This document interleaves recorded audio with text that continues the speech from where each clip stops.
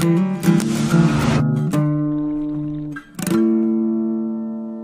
você nesse momento, temos algumas coisas para conversar nessa noite. Pai, no nome de Jesus, clamamos a Tua presença nessa noite aqui, clamamos a unção do Teu Espírito para nos conduzir e nos guiar por um caminho onde nós iremos ouvir a Tua mensagem, e essa mensagem transformará as nossas vidas. Eu oro agora para que o ambiente seja propício a esse ensino. Eu oro que os corações estejam receptivos a esse ensino, e eu oro para que a semente que vai ser liberada da palavra transforme vidas, transforme corações. Nos abençoe e nos ensine nessa noite, Espírito Santo, em nome de Jesus, amém, amém. Nós começamos essa série falando sobre cura do coração, e desde o domingo passado eu tenho trabalhado alguns temas, alguns pontos, que tratam acerca da restauração na nossa vida, porque Deus deseja nos restaurar por completo, no corpo, na alma e no espírito, tá? Deus deseja fazer uma obra sobrenatural em nós. Eu já aviso que nós conseguimos marcar, inclusive, para o final de agosto, depois eu vou passar a data, o Ministério Sozo, que é da Bethel Church nos Estados Unidos, tem um representante no Brasil, que vai estar vindo na nossa igreja no final de agosto, para fazermos esse seminário, e a gente vai implantar esse ministério de restauração aqui, tá? Inclusive o Jackson e a Kátia vão estar nos ajudando nisso, e só que o seminário vai ser aberto para toda a igreja, quem quiser participar.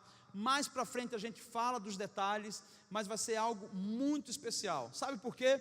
Porque muitas pessoas não avançam na vida, porque elas não experimentaram restauração.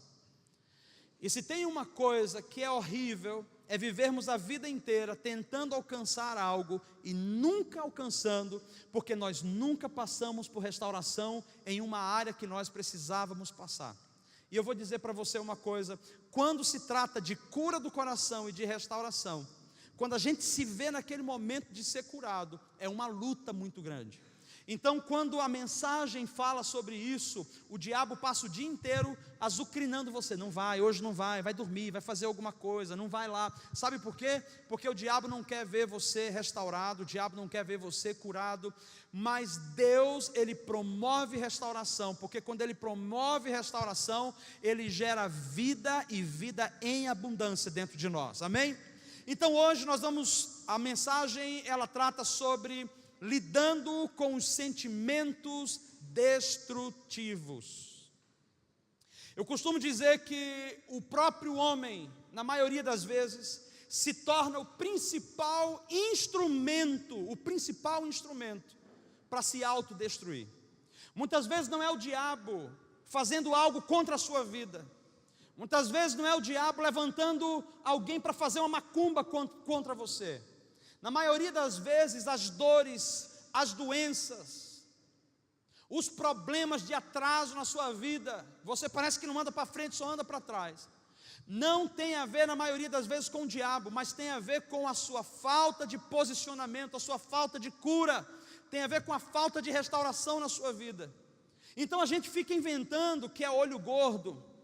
Às vezes a pessoa olhou para mim com olho gordo, o olho muito grande, né? Dizem que é olho gordo. Às vezes o olho está gordo mesmo, precisa emagrecer. Às vezes diz que é mal olhado, né? A pessoa olhou errado para você assim, deu uma piscada troncha, e aí diz que o problema é porque olhou para mim atravessado, é mal olhado. Às vezes as pessoas atribuem que é inveja. A inveja pegou em mim, eu estava gordinho, agora a inveja pegou em mim, emagreci, estou seco, estou doente. Gente, a Bíblia fala que maldição sem causa não encontra pouso na sua vida. E quando eu digo sem causa, eu estou dizendo, se você tem sobre a sua vida o sangue de Jesus, macumba nenhuma te alcança. Não alcança você, não alcança o seu casamento, não alcança a sua saúde. Olho gordo nenhum suficiente tem poder para secar você. Inveja, palavra maldita, nada disso pega. Só pega se você abrir o coração, acreditar nessas coisas e deixar entrar em você. Mas se você é coberto pelo sangue de Jesus, as coisas mudam. O problema é que nós precisamos passar pelo processo de restauração. E talvez o que a gente vai lidar hoje aqui sejam coisas bem específicas. Eu quero pedir para você ficar tranquilo, não vou contar caso de ninguém, não é o caso, mas provavelmente você vai se ver dentro dessa situação. Abra sua Bíblia comigo, vamos começar lendo alguns versículos que eu quero trazer à base para poder a gente seguir. Abra sua Bíblia em Provérbios capítulo 25, versículo 28. Eu vou ler na nova versão atualizada, tá? A linguagem de hoje, ela diz assim, Provérbios 25, 28. Quem não sabe se controlar é tão sem defesa como uma cidade sem muralhas. Vou ler de novo. Quem não sabe se controlar é tão sem defesa como uma cidade sem muralhas. O autor de Provérbios está nos explicando, ele começa nos explicando o seguinte, que a nossa vida é como uma cidade. E quando nós não temos as emoções controladas, quando os nossos sentimentos não estão controlados pelo Espírito Santo, é como se a gente não tivesse defesa ao nosso redor, nós estivéssemos desprotegidos. Isso é, pessoas emocionalmente doentes são pessoas que vivem sem proteção. Elas não têm proteção alguma, elas vivem desprotegidas, porque quem não sabe se controlar é tão sem defesa como uma cidade sem muralhas. Aí eu te pergunto, como estão as tuas defesas? Como estão a sua redoma de proteção? Como que você está sendo protegido no seu ânimo, no seu casamento, nos seus projetos, nos seus sonhos, nos seus ministérios, nos seus relacionamentos, naquilo que Deus tem falado com você? Como que você está se protegendo e está protegendo essas coisas? O segundo versículo que a gente vai ler está em 2 Coríntios capítulo 7, versículo 5. Hoje a gente vai ler bastante. 2 Coríntios capítulo 7, versículo 5. Essa é uma palavra de Paulo no Novo Testamento, falando da realidade das crises também.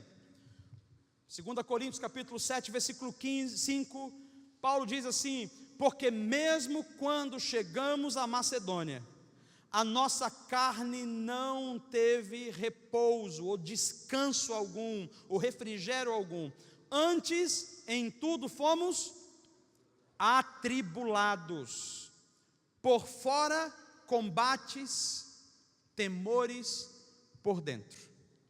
Então nós estamos falando de um homem no Novo Testamento que caminhava com Jesus, que tinha o Espírito Santo e que estava dizendo: nós estamos enfrentando guerras, e a gente fica firme, a gente bate no peito e diz: pode mandar, a gente está firme aqui, não vai derrubar a gente não. Mas quando eles entravam no seu momento de descanso, no seu momento de repouso, eles diziam assim: combates por fora e temores por dentro. Até grandes homens de fé, até grandes heróis da fé, até grandes homens de Deus passam por situações onde eles se sentem vulneráveis, passam por situações onde eles se sentem com medo, passam por situações onde eles podem se sentir ansiosos. Essa situação do nosso coração, da nossa alma, das nossas emoções precisa ser tratada em todas as esferas, e ninguém está livre de ser atingido na alma, ninguém está livre de ser atingido no seu coração. O último versículo que nós vamos ler da introdução está em Provérbios capítulo 22, versículo 24 e 25, Provérbios capítulo 22, versículo 24 e versículo 25.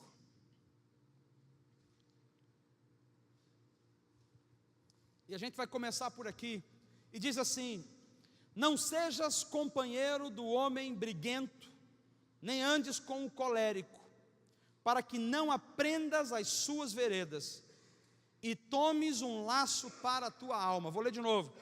Não sejas companheiro de um homem o quê? Briguento. Como é que fala na sua versão aí? De mau humor, irado, né? Nem andes com o colérico, com aquela pessoa enraivada, para que não aprendas as suas veredas. Isso é, para que você não faça o que ele faz, e tomes um laço para a tua alma. Isso é, não se encontre preso dentro de um calabouço do seu próprio coração. Então nós vamos começar nessa noite, e eu quero introduzir falando sobre esse último versículo que a gente acabou de ler. Porque as emoções, elas também são aprendidas. O que você tem hoje dentro de você, a maioria das coisas você aprendeu dentro da sua casa. Nós estávamos falando sobre um contexto de abuso, estava falando lá em casa, sobre uma situação que aconteceu na TV, algumas pessoas estão acompanhando, falei com o Tiago, sobre um homem que se diz pastor e que abusou dos seus próprios filhos e fez mal aos filhos. E quando eu vi ele diante do Magno Malta, conversando, sendo entrevistado ou interrogado, o Magno Malta olhou para ele e falou: só me fala uma coisa, você está negando, mas as provas são científicas e elas são contundentes, só me fala uma coisa, você foi abusado quando era criança? E ele disse que sim. E ele disse: você sabia que de cada 10, 8 pessoas que foram abusados quando criança se tornam abusadores? Esse Provérbios é um Provérbios profundo, porque ele está dizendo: cuide da sua emoção, primeiro observando com quem você anda. Cuide das suas emoções, primeiro observando quem é um exemplo para você. Que a gente aprende pelo processo de conviver. A gente repete, isso aí é a coisa mais simples que tem. Se a gente sentar agora e cruzar a perna, o outro vai cruzar a perna junto, os dois estão de perna cruzada. Se eu colocar a mão aqui por muito tempo, você vai olhar e sem querer você vai colocar a mão aqui, porque nós aprendemos através daquilo que a gente presencia, através daquilo que a gente experimenta. E a maioria de nós vem experimentando situações, muitas vezes em casa, vamos sendo discipulados em casa, discipulados no trabalho, e discipulados em vários ambientes, e a gente reproduz isso. Então, a pessoa ferida, ela gera ferida. A pessoa angustiada, ela gera angústia. A pessoa amargurada, ela vai gerar amargura. E a palavra está dizendo aqui: cuidado com os seus relacionamentos. Pastor, mas como que fica quando Paulo diz para a gente estar com todos? E ele diz que ele se fez de tudo para ganhar a todos. Como que a gente faz isso? A gente vai selecionar? Sim. Se você não é uma pessoa segura para influenciar, e você é influenciável, você precisa inclusive cortar alguns relacionamentos. Porque se você é fraco e você não consegue dizer não a coisas que vêm contra valores e princípios, você pode se corromper. Então você precisa rever como estão as defesas da sua vida. E relacionamento é uma coisa essencial para quem quer ser curado. Quem anda com ladrão é preso como se fosse ladrão. Quem anda com mentiroso perde a confiança dos outros, porque é tido como mentiroso.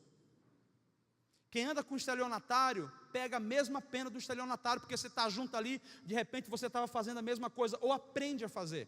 Então o Senhor está nos chamando hoje a observar, começar a observar. Quem tem nos ensinado a se mover, a agir, a pensar? Quem são as pessoas que você tem exercido ou colocado sobre você como exemplo? Cuidado com aquilo que você fixa. Então hoje eu quero dividir isso em 2 pontos. Essa mensagem sobre aprender a lidar com os sentimentos destrutivos vão vir em 2 pontos apenas. E o primeiro ponto, ele é o seguinte: esqueça o passado. E nós vamos começar a falar sobre 2 personagens, um personagem no primeiro ponto e um personagem no segundo ponto. O primeiro personagem, ele vem trazendo para nós um leque muito especial, porque é um homem que passou por situações onde o que ele enfrentou, as coisas que ele viveu, provocaram nele sentimentos, crises internas, mas ao longo da vida a gente consegue perceber o processo de cura de Deus na vida dele. Esse homem que nós vamos estudar hoje é José. E esse José, todos vocês sabem, ele começou a sua trajetória sendo rejeitado em casa. Ele começou a sua trajetória sendo rejeitado pelos irmãos. Ele foi não apenas abandonado pelos irmãos, mas os irmãos tentaram matar a sua memória, matar a sua história, matar a sua trajetória, matar os seus sonhos, os seus projetos. E eles completamente desligam José da sua realidade. Então a gente vê um jovem sozinho, que precisou aprender e muito cedo precisou dar conta da sua própria vida. Uma coisa é você passar por uma situação, mas ter papai e mamãe com você. Outra coisa é você passar por uma situação adversa e você estar sozinho. Quando nós não temos um amparo, quando nós não temos uma mão forte, quando nós não temos um referencial, as coisas ficam muito mais difíceis. E esse jovem, ele foi crescendo e se desenvolvendo, e dentro dele foram sendo geradas algumas prisões. Mas o que eu acho interessante é que em nenhum momento você vai ver José extravasando da maneira errada. Em nenhum momento você vai ver José comprometendo a sua fé ou seu relacionamento com Deus. Então a primeira coisa que a gente vai trabalhar com a história de José é sobre o processo de esquecer o passado. E aí eu vou ler para você Gênesis capítulo 41, versículos 51 e 52, como eu te disse. Gênesis 41, versículos 51 e 52. E chamou José o primogênito Manassés, porque disse: Deus me fez esquecer de todo o meu sofrimento e de toda a casa de meu pai. E o segundo chamou Efraim, porque disse: Deus me fez crescer na terra da minha aflição. Ao longo da vida, José, quando ele experimentou a restauração de Deus diante do abandono, se você já foi abandonado, você sabe que ser abandonado é uma coisa horrível. Ninguém gosta de ser abandonado, ninguém gosta de ser largado. Dentro desse processo de restauração, a gente vê que José estabeleceu 2 colunas, e as 2 colunas foram seus filhos. Preste atenção, quando você passa por um processo de restauração verdadeiro em Deus, Deus sempre vai estabelecer colunas ou marcos em sua vida, marcos que vão representar um momento que muda, isso é, o passado ficou e agora tem coisas novas para frente. E José, ele levanta 2 grandes marcos, ou 2 grandes colunas através dos seus filhos, e o nome de cada filho tinha um significado específico. O primeiro filho, o filho mais velho que nasce, ele disse: ele se chamará Manassés, porque Deus me fez esquecer o sofrimento do meu passado, e me fez esquecer a casa do meu pai. Eu não gostaria que você julgasse José nesse momento, quando a gente ouve, e a gente diz: puxa, mas ele está pedindo para esquecer a casa do pai. De maneira alguma. Ele está pedindo aqui para esquecer o que a casa do pai fez contra ele, aquela imagem ruim que ficou na mente dele, aquela experiência traumática. Ele estava agora tentando se libertar daquilo. Esse ponto de esquecer do passado tem justamente essa finalidade, que tem coisas que a gente precisa dar um ponto final. Tem coisas que a gente chega no momento, e se a gente quiser viver algo novo, nós precisamos dizer: deu, acabou, eu não vou mais lidar com isso. José agora era um governador, ele não era mais um adolescente preso num calabouço, ele não era mais um menino dentro da prisão, agora ele era um governador. Se ele não desse um ponto final, a história do passado dele iria comprometer o futuro dele. Então, muitas coisas aconteceram de transformação e de benefício para ele lá na frente, porque ele abriu mão das coisas que o feriram no passado. Ele abriu mão da traição dos irmãos, ele abriu mão da tentativa de homicídio. Isso é, ele perdoou, e de fato ele perdoou. Mas em nenhum momento você vê José murmurando, mas ele chega no momento onde ele se sente bem diante de Deus, com confiança. Ele diz: Senhor, esse é o meu filho Manassés, e eu estou entendendo que o Senhor está marcando um novo tempo comigo. Eu estou entendendo que através de Manassés o Senhor está me fazendo esquecer o meu passado. O Senhor está me fazendo esquecer o que a casa do meu pai fez contra mim. Talvez não seja a nossa realidade, mas eu gostaria de trazer esse ponto, porque existem algumas casas que não são governadas pelo Espírito Santo. Existem alguns pais que não têm maturidade suficiente para lidar conosco. Existem alguns pais que, ao invés de ajudar, eles destroem. E como que a gente lida com isso? Pais que, ao invés de instruir em amor, eles espancam. Pais que, ao invés de proteger, eles violentam, eles assediam, eles estupram. Pais que, ao invés de dar o alimento, eles privam de dar alimento. Eu lembro de um amigo que ele falava assim: o meu pai era tão ruim, tão ruim, tão ruim, que a gente chegava na geladeira, ele dizia: isso aqui é meu, tudo isso aqui é meu. Então ele comprava tudo de da linha 1, de primeira qualidade para ele, e o de terceira qualidade comprava para os filhos. Então, para os filhos não tinha biscoito de chocolate, mas o pai gostava, então o pai botava lá e dizia: ninguém toca. E ai daqueles que tocasse. A parte das coisas que ele mais gostava, ele colocava um cadeado. Então as crianças não podiam ir ali. Como você acha que um filho cresce num ambiente desse, onde a casa é para dar segurança, a casa é para dar conforto, a casa é lugar de alimento, de proteção, e o pai faz isso com o filho? Que ideia ele vai ter do pai? Ele vai ter uma ideia errada, ele vai ter uma ideia que ele está sozinho na vida, ele vai ter uma ideia que ninguém é por ele. Então, queridos, nós estamos falando de uma realidade que José experimentou, que não necessariamente Jacó gerou na vida de José, mas a casa como um todo, os irmãos geraram isso, e essas coisas ficaram impregnadas nele. Eu preciso dizer para você, para ele abrir mão disso aqui, para ele reconhecer que tinha que esquecer, é porque estava afetando a vida dele. Memórias ruins, traumas ruins, experiências traumáticas que a gente carrega conosco, afetam as nossas vidas no presente, e contaminam e comprometem o nosso futuro. Porque se a gente tem uma experiência como essa, do pai privar a gente de saúde, você não vai para o médico, eu não vou levar você para o médico, você que morra aí, eu não vou dar comida para você, você que vai dar o seu jeito. A gente cresce reproduzindo o que foi reproduzido conosco. Então chega um momento que José dá um ponto final nisso, ele esquece as amarguras que aconteceram na casa do seu pai. A Bíblia fala que Deus esqueceu os nossos pecados. Quando você peca e você pede perdão, Ele diz assim, ó: eu lancei o seu pecado onde? No mar do esquecimento, e dos seus pecados, das suas iniquidades, eu não me lembrarei mais. Deus está nos ensinando que quando a gente fica relembrando coisas que nos feriram, nós não estamos ferindo a outra pessoa que nos feriu, nós estamos ferindo a nós mesmos. Quando a gente fica remoendo situações que o outro fez contra nós, nós não estamos causando mal a ele, nós estamos causando mal a nós mesmos. O passado precisa ficar no passado. O passado não pode ser parte do nosso presente. Ele pode ser memória, mas não uma memória que nos conduz. Caminham carregadas de sentimentos destrutivos. Elas são pessoas que têm medo de se apaixonar novamente, porque alguém lá atrás atraiu, alguém lá atrás falou mentira para ela e desviou, roubou alguma coisa, então ela não se apaixona de novo.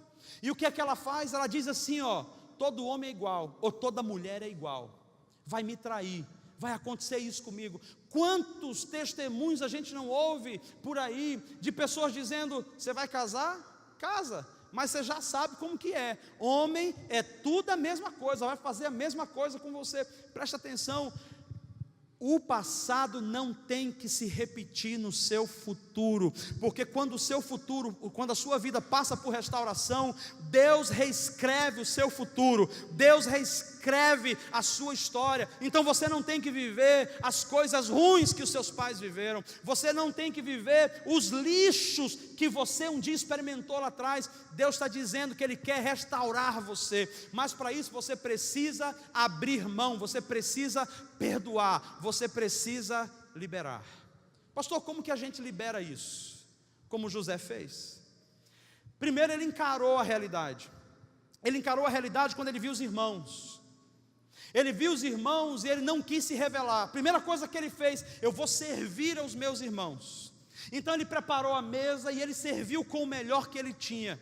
Ele deu a melhor comida, ele colocou tudo ali, mas ao mesmo tempo aquele negócio estava ali dentro, e ele falou: eles vão embora, nunca mais vão voltar, e eu não posso, eu quero eles aqui, eu quero resolver esse assunto. Presta atenção, como José fez. Para a gente resolver a nossa situação com o passado, nós temos que encarar o que aconteceu, nós temos que olhar de frente para a situação que nos aconteceu e decidir: vai, eu estou te perdoando, eu estou te liberando, não tem mais nada, você não me deve mais nada. Queridos, sabe por quê? Porque a pessoa que gerou algum mal para você lá atrás, seja um irmão, seja um pai, ou seja um líder, gerou porque não tinha revelação suficiente, gerou porque não era transformado, gerou porque não era curado. Então as pessoas só dão aquilo que elas têm. Então você, ao invés de ficar julgando e reclamando por que você está desse jeito, porque a outra pessoa destruiu a sua vida, libera essa pessoa, faz como José fez. Ao invés de dar o pior para essa pessoa, dá o melhor para ela. Se essa pessoa ainda é viva, vai lá e serve a ela como prova do seu pedido de perdão.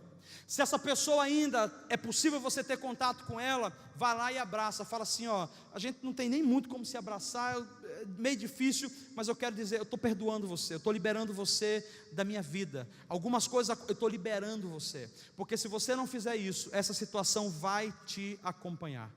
E o que eu acho interessante é que ele levanta aqui Manassés, que faz ele esquecer, é a coluna que fez ele esquecer o sofrimento da casa do pai.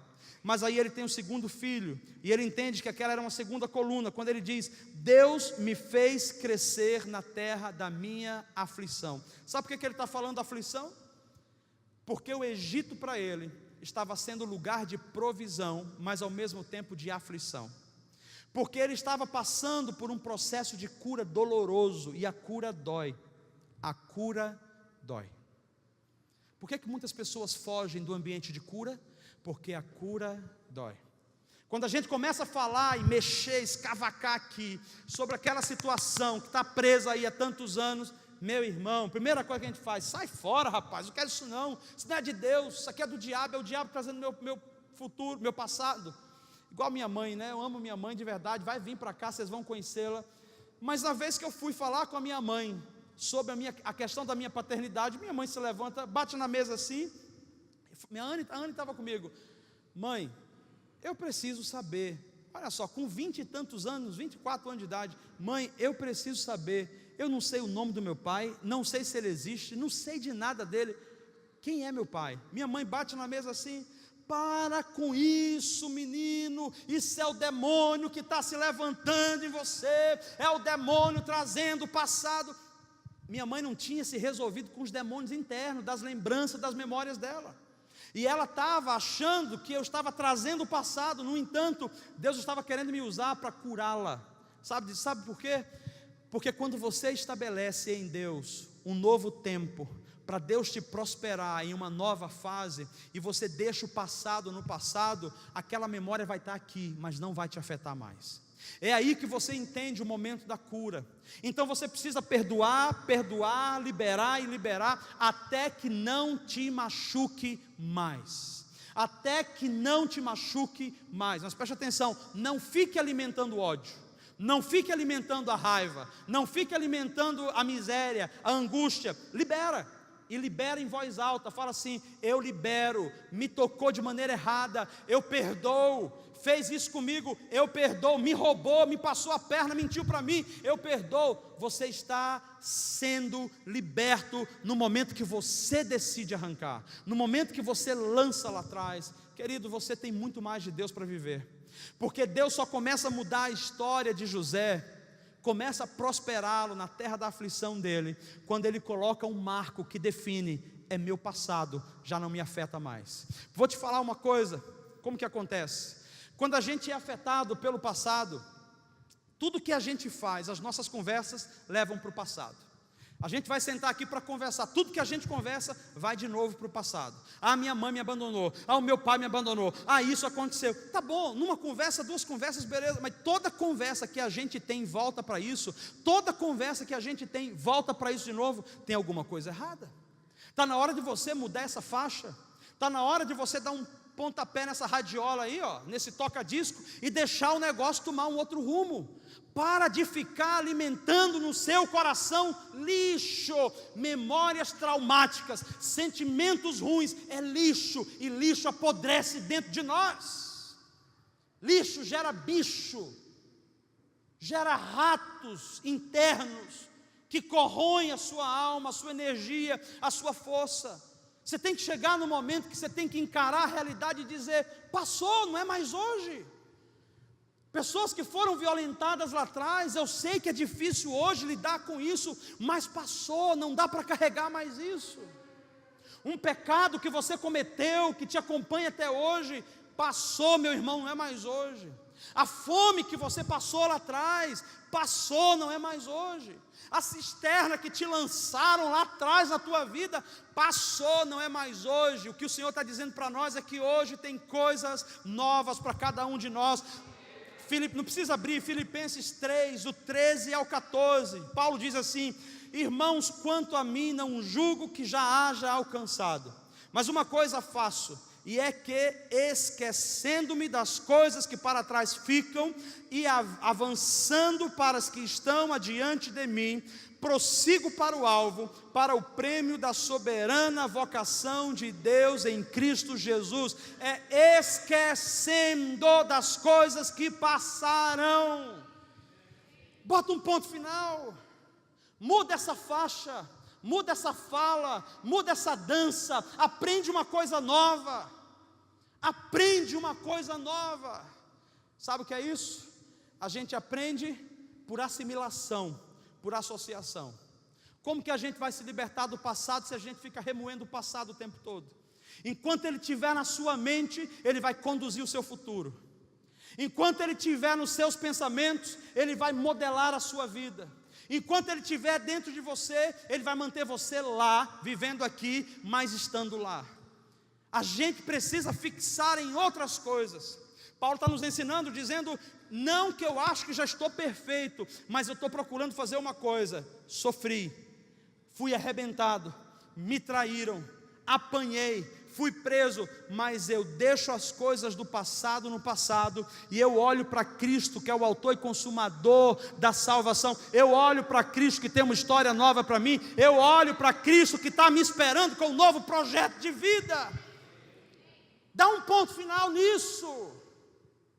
Dá um ponto final nesse divórcio, dá um ponto final nesse fim de namoro, dá um ponto final nessa dívida, dá um ponto final nessa mentira, dá um ponto final nessa situação. Resolve a tua vida, bola para frente. Deixa eu te falar, só para você entender. Vocês lembram de Jó? Jó disse assim: o que eu mais temia, fez o quê? Me sobreveio. Repete comigo: o que eu mais temia, me sobreveio. Vou te explicar sobre isso. Aquilo que você mais teme enfrentar é aquilo que você enfrenta o tempo todo.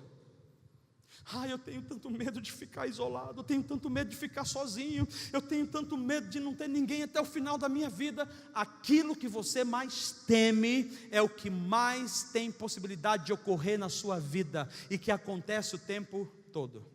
Renove os seus pensamentos pelo amor de Deus. Dê um rumo à sua vida pelo amor de Deus. Eu tenho que focar nas coisas de Cristo, eu tenho que focar naquilo que Deus fala para mim. Eu tenho que focar em pessoas que me querem bem. Às vezes a gente fica correndo atrás de gente que nos machuca, que nos faz mal. Às vezes a gente fica atrás de manter um relacionamento que nada traz para nós a não ser malefício. Para com isso, olha para as pessoas que te querem de verdade, olha para as pessoas que te levantam, olha para as pessoas que têm uma palavra certa para você, e para de focalizar na mesma coisa sempre. Então, se você focaliza em Deus, nas coisas de Deus, você vai ver como isso vai gerar vida em você. Então, nosso primeiro ponto é: esqueça o passado. O problema não é a memória aqui, tá? Porque essa memória não é apagada daqui. Você sempre vai ter a memória aqui. Pessoas traídas, elas sempre ficam assim: puxa vida, eu fui traído. Vamos bater nesse toca-disco e mudar a faixa? Foi, não está sendo mais. Mudou, o tempo passou, as coisas aconteceram diferente. Por que a gente não constrói agora algo novo lá para frente? Puxa vida, eu estava no ônibus e um homem veio e ele tocou no meu bumbum, e eu vou te falar, eu me senti suja da cabeça à planta dos pés. Eu sinto muito, eu sei, mas se você continuar assim, você não vai conseguir nem encontrar um marido hoje, porque você vai ter medo, achando que o seu futuro marido vai ser o seu violentador. Muda a faixa, procura pessoas que te ajudem, vai procurar ajuda. O problema é quando a gente está doente e a gente acha que está certo. O problema é quando a gente está doente, a gente acha que a gente é médico.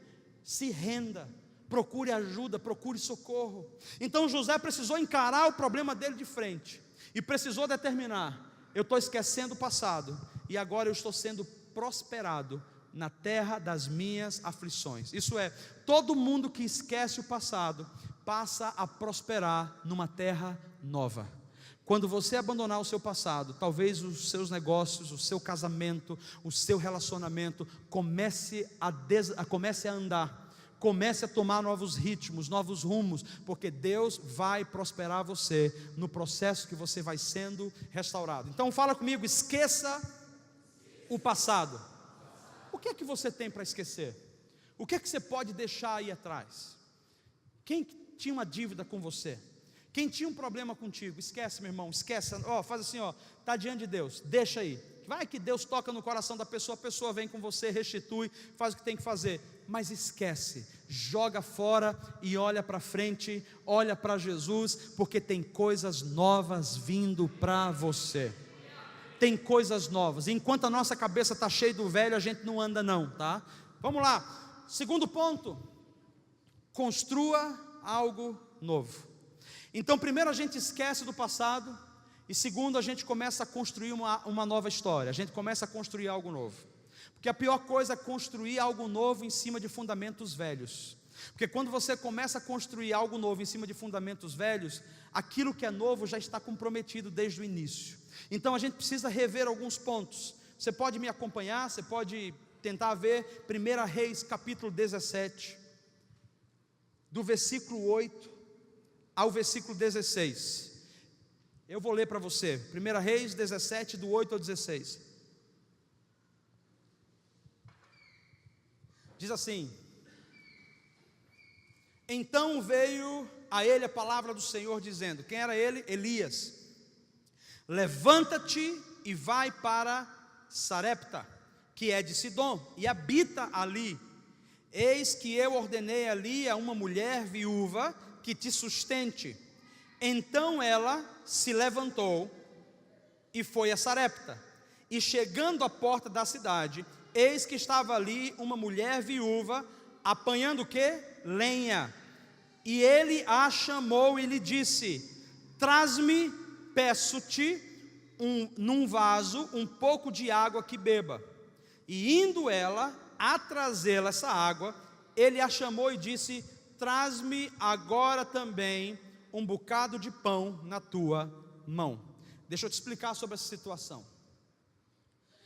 Elias estava obedecendo a Deus. Ele tinha dado uma palavra para um rei que estava em pecado, Acabe. E aí Deus fala para ele, entrega essa palavra e vai se esconder num riacho. E espera ali que eu vou prover para você, eu vou trazer provisão, os corvos vão trazer o alimento para você, e você bebe desse riacho de águas cristalinas. Daqui a pouco, acaba a água, e ele fala, Senhor, está acabando a água, vai até Sarepta, e ali eu vou prover para você uma mulher. Olha só, Deus designou uma mulher para te servir. Essa mulher era viúva, ela tinha uma casa, então o marido dela provavelmente tinha alguma posse, mas tudo indica que o marido tinha morrido há pelo menos um ano, e naquele tempo não era comum a mulher trabalhar para se sustentar, a ideia era que o marido trabalhasse para sustentar a mulher, ela tinha um filho, então preste atenção, nesse momento que essa mulher tem esse filho, e o marido morre, como que ela fica? Desprovida, ela não sabia como trabalhar, não sabia o que fazer, ela tinha alguns recursos e iria viver com aquele recurso. Deus envia o profeta na vida dela, no momento em que ela não tinha expectativa alguma, no momento que ela estava enfrentando algumas crises internas. Quer saber quais eram as crises internas dela? A primeira crise que ela estava enfrentando era o medo do que lhe iria acontecer, o medo do seu futuro, porque dificilmente uma mulher com um filho, nessa ocasião que ela se encontrava, seria resgatada ou redimida por outro homem. Ela não sabia como seria o futuro dela, ela estava vivendo num ambiente de medo. Você sabe quando acontece o medo em nossas vidas? Todo mundo tem, em algum momento, todo mundo tem medo. Seja por uma situação difícil que você passa, por uma situação de trauma que você passa, por uma situação de necessidade, mas todos nós em algum momento enfrentamos uma situação de medo. E o medo, ele é paralisador. ele não deixa você seguir. Pessoas que se movem em medo, elas travam. Eu acho que eu já expliquei na igreja aqui uma crise emocional que eu tive no meu início dos 20 anos de idade, e vou dizer para você, quando eu era atingido pelo medo, eu parava. Eu estava dirigindo, não era Anne, dirigindo o carro aqui, ó. Meu Deus, aquela sensação de medo, e eu só me pegando com Deus, mas o medo me tomava, era uma crise de pânico, então eu parava onde eu tivesse. Podia ser na maior avenida com maior movimento, eu parava o carro, e eu ficava na rua, com o carro parado, eu não conseguia mover, e a Anne do meu lado, sem saber o que fazer. O medo paralisa, o medo mata aos poucos. Algumas pessoas têm medo de bichos, medo de barata, de inseto, medo de lagarta, medo de sapo. Outras pessoas têm medo de coisas abstratas, medo do vulto, medo de passar na frente do cemitério, parece que os mortos vão se levantar, ainda faz assim, né? Ai meu Deus do céu, vou sair daqui correndo, porque vai que o morto se levanta. Tem medo que saia uma alma penada dali e faça alguma coisa. Outros têm medo da solidão, tem medo de ficar só. Meu Deus, será que eu vou ficar sozinho o resto da minha vida? Como é que vai ser isso? Como que vai ser a minha vida? Eu vou ficar sozinho. Outros têm medo da falta de alguma coisa. E se eu não tiver casa amanhã? E se eu não tiver comida amanhã? E se eu não tiver trabalho amanhã? Então existem vários tipos de medo. Aquela mulher estava num cenário de medo. E eu vou dizer para você, ninguém constrói num cenário de medo. Ninguém levanta nada quando está vivendo um ambiente de medo. Um outro dilema que ela enfrentava a ansiedade. Ansiedade é a preocupação que antecipa os problemas que ainda nem aconteceram. Aquela mulher, ela estava extremamente ansiosa, e eu vou te dizer por quê, porque você vai ver no discurso dela, quando ela começa a falar aqui, o profeta chega para ela e fala, traz água. A água é tranquilo, né? A água todo mundo tem, mas ele falou, não traz só água não, traz uma comidinha para mim também, traz um punhado de farinha ali, faz um bolo para mim. E aí você vê o nível de ansiedade que essa mulher estava vivendo, porque agora ela deságua a ansiedade dela sobre ele. Até então ela estava tentando fazer tudo da melhor maneira possível, só que eu quero que você lembre, Deus havia dito para Elias, eu já me provi de uma mulher que vai servir você. O processo de construção do algo novo na vida daquela mulher não começou com todos os recursos. Construir algo novo na vida daquela mulher começou na decisão dela de dar um passo e servir a alguém. Deus não mandou toda a provisão antes, Deus não mandou sonhos e revelações. Ela estava num ambiente de medo, de ansiedade e de insegurança, e ela precisava tomar um posicionamento, ela precisava entender, quem é esse homem que está me pedindo? E será que eu tenho condições de compartilhar algo com ele? Preste atenção, o cenário da sua maior mudança e revolução na sua vida pessoal, não vai ser quando tudo estiver dando certo, é quando tudo estiver dando errado e você tomar a decisão certa, de servir, de andar por um caminho diferente, de dar um passo correspondendo com Deus. Então não espere que as coisas melhorem, para que você comece a construir as coisas que Deus está te pedindo, comece a construir em fé, ouça o Espírito Santo. Vou te dar um exemplo disso. O profeta chega para ela e fala, me dá isso aqui. Aí olha só o que ela fala, vou continuar a leitura.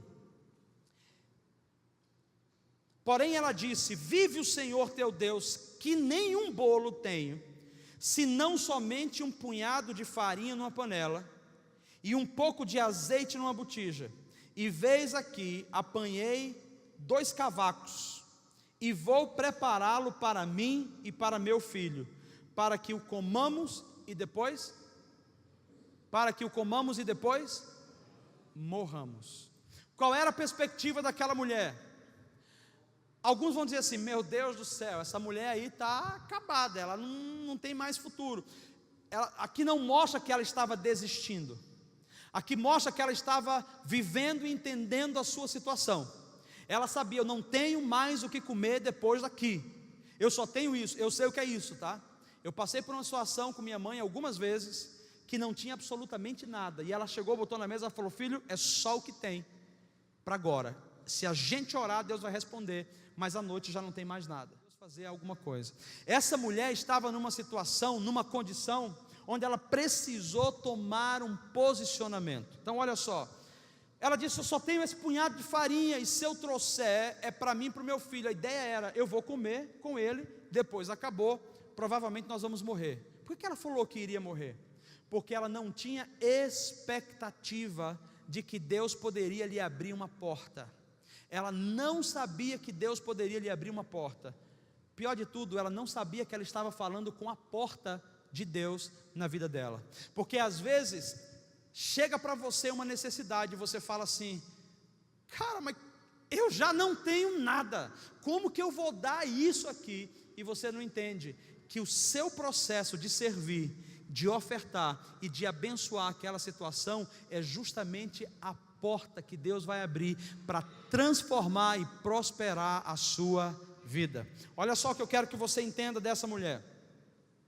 E Elias lhe disse: não temas, vai, faze conforme a tua palavra, porém faze dele primeiro para mim um bolo pequeno e traz-me-o aqui, depois farás para ti e teu filho, porque assim diz o Senhor Deus de Israel: a farinha da panela não se acabará, e o azeite da botija não faltará até ao dia que o Senhor dê chuva sobre a terra. Quero que você acompanhe o segredo de Deus nesse ponto, da restauração dessa mulher. Ele falou: vai lá e prepara o que você tem, mas quando preparar, prepara primeiro para mim. Quem Elias estava representando ali? Elias estava representando Deus. Deus estava dizendo para aquela mulher: não inverta os valores. Quando você me busca em primeiro lugar, eu acrescento a você todas as coisas. Mateus 6:33. Buscai em primeiro lugar o reino de Deus e a sua justiça, e as demais coisas vos serão acrescentadas.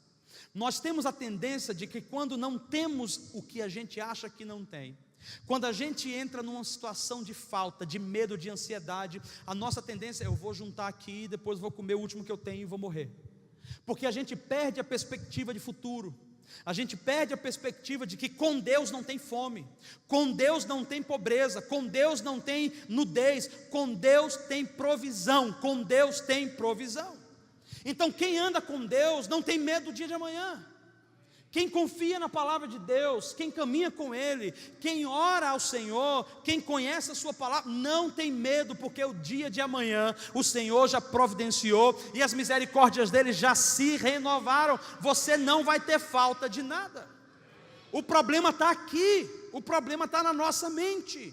Esse medo de que se repita novamente o que aconteceu com meu pai perdeu a casa, meu pai perdeu todos os carros, meu pai perdeu tudo. Não tem que acontecer com você, porque Deus tem uma nova história para você, Deus tem uma nova trajetória para você. Receba isso como bênção sobre a sua vida.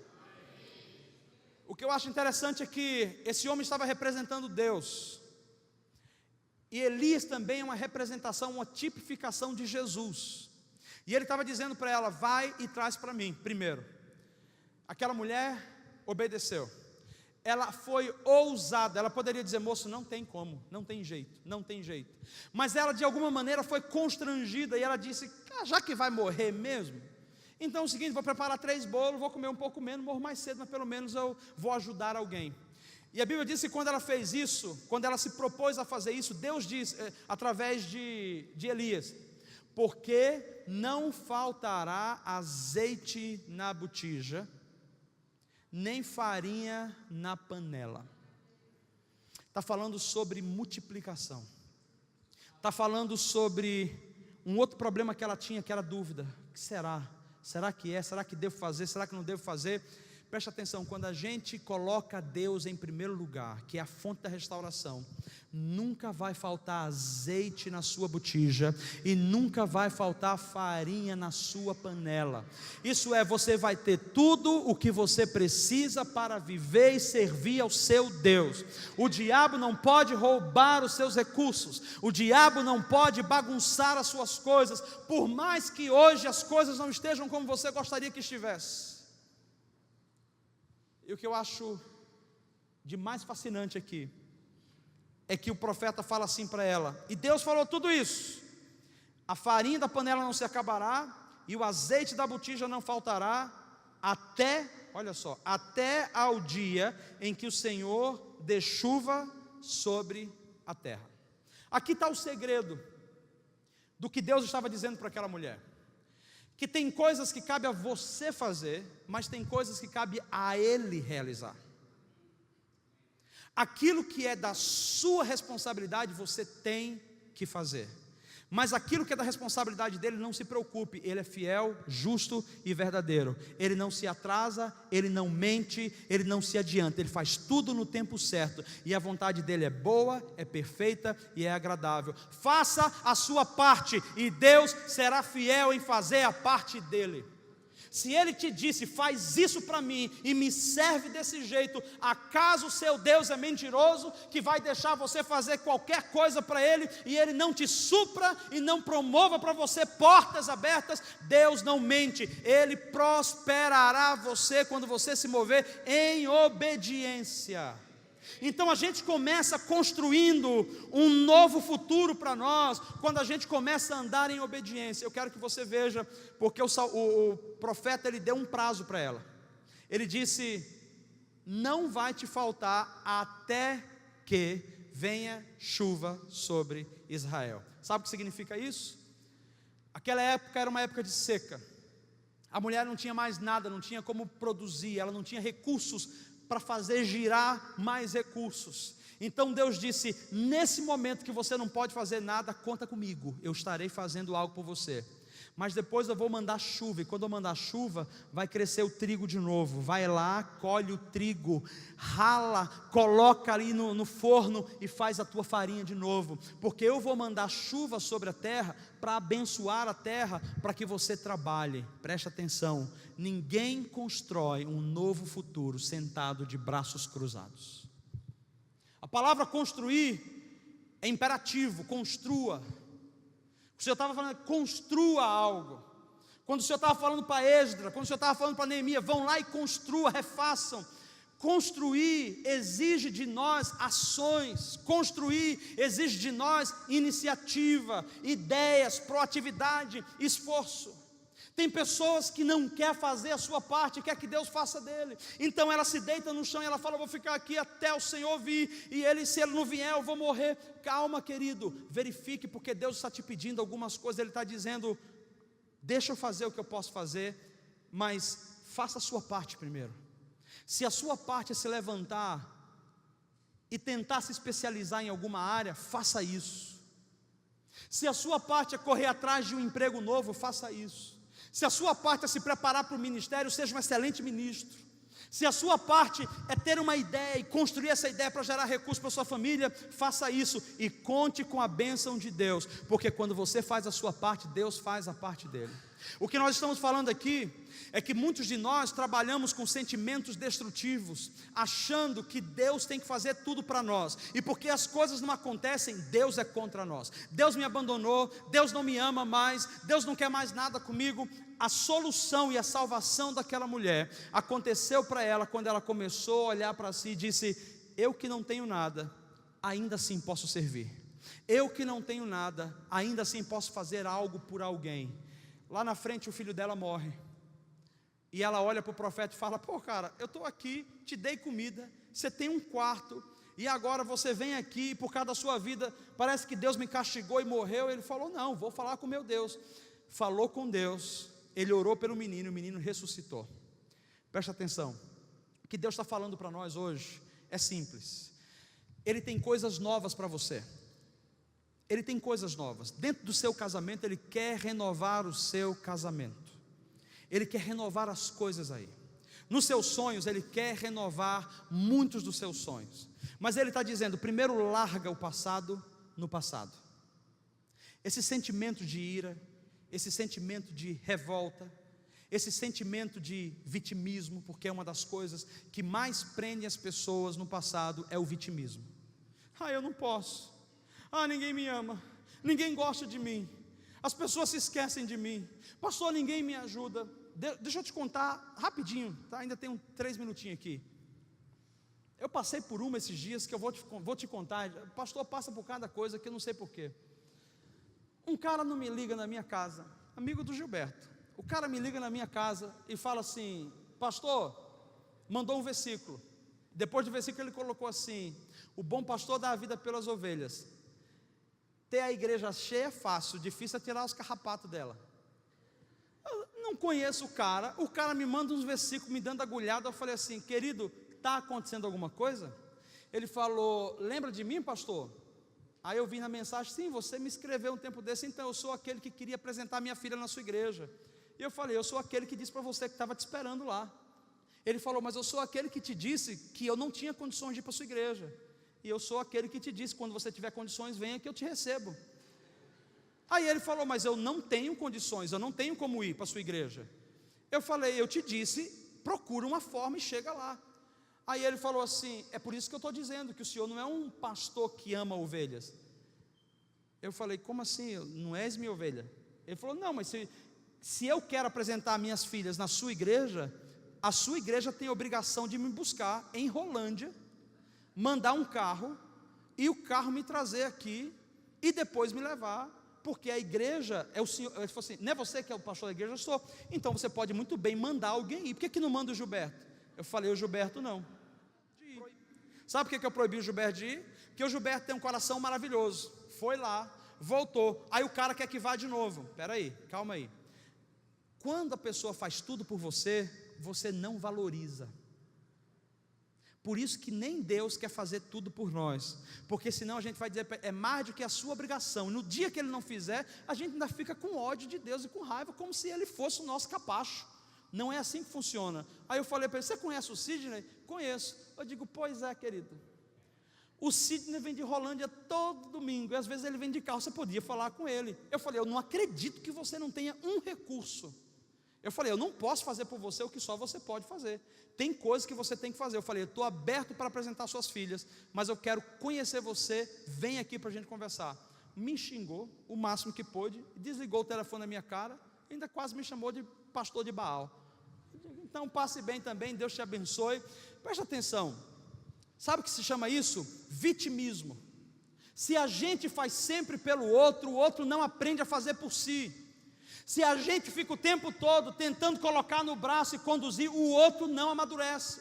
E esse é um dos problemas que faz a gente se manter preso no passado. Nós não sabemos como amadurecer. Amadurece pelo sofrimento que a gente passa. Tem que trabalhar, tem que acordar cedo, tem que ralar, tem que sentir um pouquinho de dor, tem que sofrer um pouco, tem que aprender a fazer a cama em casa, o lençol, a fronha, tem que aprender a lavar louça, tem que aprender a lavar roupa, tem que aprender a passar ferro. Tudo isso que eu estou falando, nossos filhos já fazem. Daniel com 11 anos, Davi com 10 anos. O Daniel fez o jantar para a gente esses dias, estava uma delícia. Vai sair, passa a roupa, ensinamos para não se queimar. Vai lá, pega a sua roupinha e passa a sua roupa. Lava prato, terminou, hoje é o seu dia. Vai lá na cozinha, o que dá para colocar na máquina, coloca as panelas grandes, lava. E já sabem fazer isso. O Davi faz um ovo especial que ninguém faz igual dele, com 10 anos de idade. Nem a mãe dele consegue, nem eu consigo, mas ele faz. Sabe o que a gente está treinando os nossos filhos? Para serem homens na vida, para serem adultos saudáveis. Esse negócio da gente estar carregando marmanjo no colo não funciona. Deus está dizendo: encare a realidade que você cresceu, que você está vivendo num tempo novo, e o passado passou. E se o passado passou, deixa ele lá atrás e viva uma vida nova agora. E começa assim, começa com os detalhes, começa com as responsabilidades básicas. Porque se você não sabe fazer essas coisas, como que você vai construir um futuro? Tem neguinho que quer casar, desculpa falar neguinho, mas enfim, é a maneira de falar. Tem gente que quer casar, é que eu falo muito assim, tá? É uma maneira carinhosa. Tem gente que quer casar mas não sabe fazer uma comida. Tem gente que quer casar, não trabalha, não tem perspectiva de futuro. Vá orar um pouquinho mais, vá botar 2 caroços de milho no chão e se ajoelhe, para ver se você fica mais forte logo. A gente precisa amadurecer, e parte dos nossos problemas, das dores que a gente carrega, das infelicidades que estão sobre os nossos ombros, é a falta de amadurecimento, a falta de maturidade. Ladainha atrás de ladainha, choramos, e Deus está dizendo: olha só, eu é que sei os planos que tem a vosso respeito. Tem nada, eu não valho nada. Você vale? Não, eu não valho nada. Pô, se Deus está falando que você vale, você está falando que você não vale, quem sou eu para dizer que você vale alguma coisa, pelo amor de Deus? Ouça Deus sobre a sua vida, porque Deus quer transformar a sua história, Deus quer transformar a sua realidade. Quando você se livrar do passado, Deus vai te prosperar na terra da sua aflição, e aí você vai começar a enxergar um novo tempo. E preste atenção, prosperar na terra da aflição é um processo, construir um novo futuro é outro processo. Então Deus quer você maduro, e aí no momento que você menos espera, te virão oportunidades de você servir a Ele em primeiro lugar, de você dizer: sim, Senhor, antes de qualquer coisa eu vou fazer o que o Senhor quer, antes de qualquer coisa as tuas coisas, a tua vontade, e depois as demais coisas nos serão acrescentadas. Amém? Fica de pé e eu quero orar por você nessa noite. Quero orar por você.